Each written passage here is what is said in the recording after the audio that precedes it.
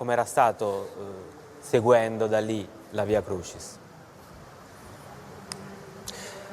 Certamente nel silenzio di questa piazza San Pietro deserta, apparentemente vuota, come abbiamo detto più volte, hanno parlato anche i simboli, non solo i testi, questi testi potenti delle meditazioni, sappiamo che arrivavano dal carcere di Padova, ma anche una simbologia, il Papa in preghiera alla 12ª stazione con lo sguardo fisso su quel crocifisso illuminato di San Marcello al Corso, ma un po' tutta questa via dolorosa che si è snodata da qui, dalla piazza San Pietro. Cirenei moderni erano, l'abbiamo detto, detenuti, ex detenuti, i loro familiari, ma anche medici del reparto Covid del Gemelli di Roma, della direzione sanitaria del Vaticano. Oggi il Papa ha detto che sono loro i crocifissi di questa pandemia, eroi ma anche santi, ha detto il Papa, della porta accanto. Ecco, tutto questo è arrivato molto forte nel silenzio e nell'oscurità di piazza San Pietro questa sera.